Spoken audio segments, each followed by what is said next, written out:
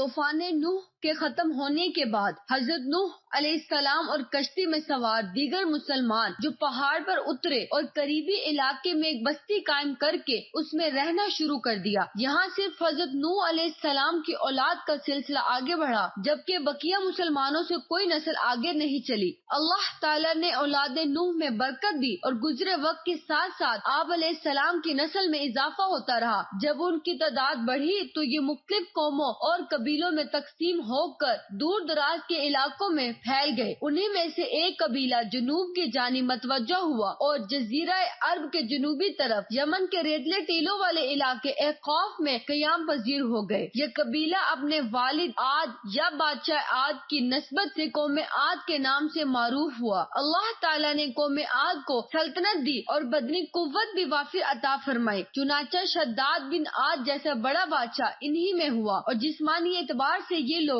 انتہائی صحت مند، قوی، تنا، بہت لمبے قد والے اور بڑے بھاری ڈیل اور ڈول والے تھے۔ عاد کے بیٹے شداد نے دنیا پر بادشاہت کی اور روئے زمین کے تمام بادشاہوں کے فرما بردار ہوئے۔ اس نے جنت کا ذکر سن کر سرکشی کے طور پر دنیا میں جنت بنانی چاہی اور اس ارادے سے ایک بہت بڑا شہر بنایا جس کے محل سونا چاندی کی اینٹوں سے تعمیر کیے گئے۔ زبرجد یا قوت یا ستون اس کی عمارتوں میں سے نصب ہوئے، انہی سے فرش بنائے گئے، سنگریزوں کی جگہ آبدار موتی بچھائے گئے، ہر محل کے گرد جواہرات پر نہریں جاری کی گئی اور طرح طرح کے درخت حسن تزئین کے ساتھ لگائے گئے۔ جب یہ شہر مکمل ہوا تو شداد بادشاہ اپنے اعیان سلطنت کے ساتھ اس کی طرف روانہ ہوئے۔ ابھی یہ لوگ اس شہر سے ایک منزل یعنی 18 میل فاصلے کی دوری پر تھے کہ آسمان سے ایک ہولناک آواز آئی جس سے یہ سب ہلاک ہو گئے۔ حضرت امیر معاویہ کے عہد میں حضرت عبداللہ بن قلابہ صحرائے عدن میں اپنا گمشدہ اونٹ تلاش کرتے ہوئے اس شہر میں پہنچے، اس کے تمام زیب و زینت دیکھی اور کوئی رہنے بسنے والا نہ پایا اور تھوڑے سے جواہرات لے کر وہاں سے چلے آئے۔ یہ بات حضرت امیر معاویہ کو معلوم ہوئی تو انہوں نے حضرت عبداللہ کو بلا کر صورتحال دریافت کی۔ انہوں نے سارا قصہ سنایا تو حضرت امیر معاویہ نے حضرت کعب احبار سے دریافت کیا، کیا دنیا میں کوئی ایسا شہر ہے؟ انہوں نے فرمایا، اس کا اشارہ ذکر قرآن پاک میں بھی آیا ہے، یہ شہر شداد بن عاد نے بنایا تھا اور وہ سب عذاب الہی سے ہلاک ہو گئے۔ اور آپ کے زمانے میں ایک مسلمان سرخ رنگ والا، نیلی آنکھوں والا، چھوٹے قد کا، جس کے ابرو پر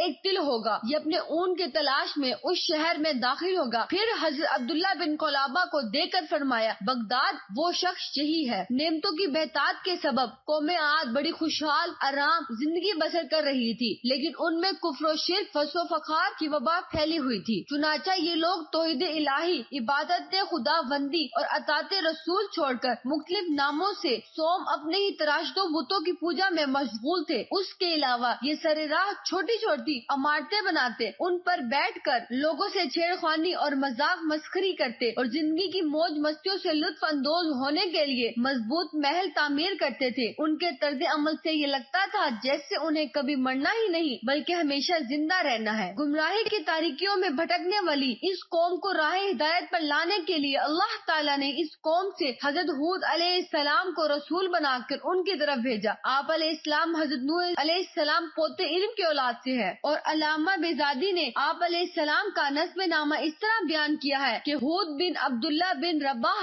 بن خلود بن عاد بن اوس بن ارم بن سام بن حضرت نوح علیہ السلام ہے۔ روئے زمین پر عاد کے نام سے دو قومیں گزری ہیں، ایک قوم عاد اولا یہ حضرت ہود کی قوم تھی اور دوسری عاد ثانیہ یہ حضرت صالحہ کی قوم تھی جو قوم سمود کے نام سے زیادہ مشہور ہے۔ ان دونوں کے درمیان 100 برس کا فاصلہ ہے۔ آپ علیہ السلام نے گزر بسر کے لیے تجارت کا پیشہ اختیار فرمایا، جیسا کہ حضرت عبداللہ بن عباس فرماتے ہیں، حضرت ہود علیہ السلام تاجر تھے، تجارت سنت انبیاء ہے اور سچا تاجر قیامت کے دن انبیاء علیہ السلام کے ساتھ ہوگا۔ حضرت عبداللہ بن عباس فرماتے ہیں، سفر حج کے دوران جب رسول کریم صلی اللہ علیہ وآلہ وسلم وادی اسوان سے گزرے تو ارشاد فرمایا، اے ابو بکر رضی اللہ تعالی عنہ، یہ کون سی وادی ہے؟ عرض کی، وادی اسوان۔ ارشاد فرمایا، یہیں سے حضرت ہود اور حضرت صالحہ ایسے جوان سرخ اونٹوں پر گزرے تھے جن کی نکیل کھجور کی چھال سے بنی ہوئی تھی اور ان کے اپنے لباس اونی چادریں تھی، اور وہ تلبیہ کہتے ہوئے خانہ کعبہ میں حج کرنے جا رہے تھے۔ حضرت ہود علیہ السلام بڑے اعلیٰ اوصاف کے مالک تھے، یہاں ان کے 3 اوصاف ملحوظہ ہیں۔ پہلا اوصاف، آپ علیہ السلام قوم میں ایک امانت دار شخص کی حیثیت سے معروف تھے، اسی لیے جب قوم کے سامنے نے اپنی رسالت کا اعلان فرمایا تو اپنی شان امانت داری کا بھی بطور خاص ذکر فرمایا۔ امانت حقیقت میں تمام انبیاء السلام کا بنیادی وصف اور پسندیدہ انسانی صفت میں سے ہے۔ انبیاء علیہ السلام خود بھی امانت دار ہوتے تھے اور اپنی امانتوں کو بھی اس کا درس دیتے تھے۔ امانت کا لفظ بہت وسیع ہے، اس میں مالی امانت بھی داخل ہے اور وہی الہی کی امانت بھی یوں ہی اپنی ذمہ داریوں کو صحیح طریقے سے پورا کرنا بھی داخل ہے اور دوسروں کو ذمہ داری دیتے ہوئے اہلیت معیار کو پیش نظر رکھنا بھی ہے۔ طوفان نوح کے برسوں بعد سب سے پہلے قوم عاد نے توحید و رسالت اور ایمانت و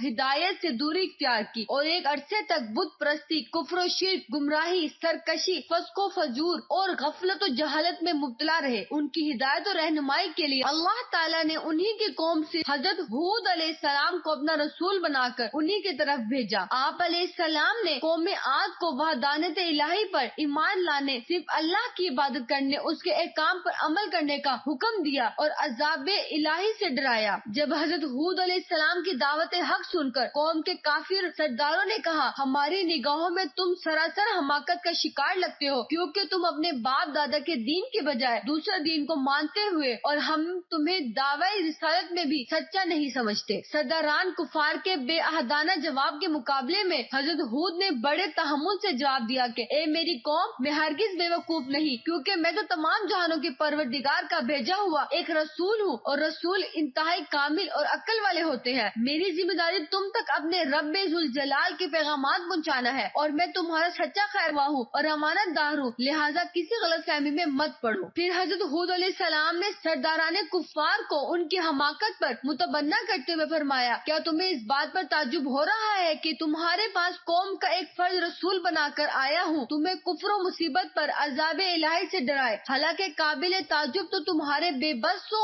اولاد چار بتوں کو خدا شریک ٹھہراتا ہے۔ اس کے بعد حضرت ہود نے قوم کو انعامات الہی یاد دلا کر نصیحت کی، چنانچہ فرمایا، اے میری قوم، یاد کرو کہ اللہ تعالیٰ نے قوم نوح کی ہلاکت کے بعد تمہیں زمین میں جانشین کیا، بہت زیادہ جسمانی قوت سے بھی نوازا کہ ان کا قد کاٹ اور قوت دونوں میں دوسروں سے ممتاز ہو، لہٰذا تمہیں چاہنے کے لیے اللہ تعالیٰ کی نعمتوں کو یاد رکھو اور شکرانے میں ایمان لاؤ اور اطاعت و بندگی کا راستہ اختیار کرو تاکہ تم فلاح نصیب ہو۔ نعمتوں کے متعلق قرآن پاک میں بہت سی جگہوں پر یہ حکم موجود ہے کہ اللہ تعالیٰ کی نعمتوں کو یاد کرو، ان کے شکر کے طور پر ایمان و اعمال صالحہ کی زندگی اختیار کرو۔ یہی حکم قرآنی تقاضۂ عقل انسانی ہے کہ اللہ کے احسانات کو بھلایا نہ جائے بلکہ یاد رکھ کر حق کی نعمت ادا کیا جائے۔ حضرت ہود نے اپنی رسالت اور عبادات الہی کی دعوت سن کر سرداران کفار لوگوں سے کہنے لگے، یہ تو تمہارے جیسا ہی ایک آدمی ہے، جو تم کھاتے ہو اسے بھی وہی کھلاؤ، جو تم پیتے ہو اسے بھی وہی پلاؤ، اگر یہ رسول ہو تو فرشتوں کی طرح کھانے پینے سے پاک ہوتا ہے۔ ان باطن کے اندھوں نے کمالات رسالت کو نہ دیکھا اور کھانے پینے کے اوصاف دیکھ کر رسول کو اپنی طرح بشر کہنے لگے اور یہی چیز ان کی گمراہی کی بنیاد ہوئی۔ چنانچہ اسی سے ایک نتیجہ نکال کر افراد قوم آپس میں کہنے لگے، اگر تم اپنے جیسے کسی آدمی کی بات مان کر اس کی اطاعت کرو گے تو تمہیں ضرور نقصان ہوگا۔ اللہ تعالیٰ کے انبیاء اور رسول بشر انسان ہی تھے، لیکن اس وصف کو بطور تحقیر استعمال کرنا کفر کا طرز عمل تھا۔ انبیاء علیہ السلام کا مقام و مرتبہ بہت بلند ہوتا ہے، ان کے وصف حقیقی یا عملی واقعہ کو بھی اگر بطور تحقیر ذکر کیا جائے تو یہ کفر ہے، لہٰذا بشریت پر اصرار کرنے اور کھانے پینے کے حوالے دے کر بار بار بشر کہنے کی بجائے ان کے وہ کمالات عالیہ اور اوصاف حمیدہ بیان کیے جائیں جن سے تعظیم و محبت کا ظہور ہو، آج کے زمانے میں بھی اسی کی بڑی حاجت ہے۔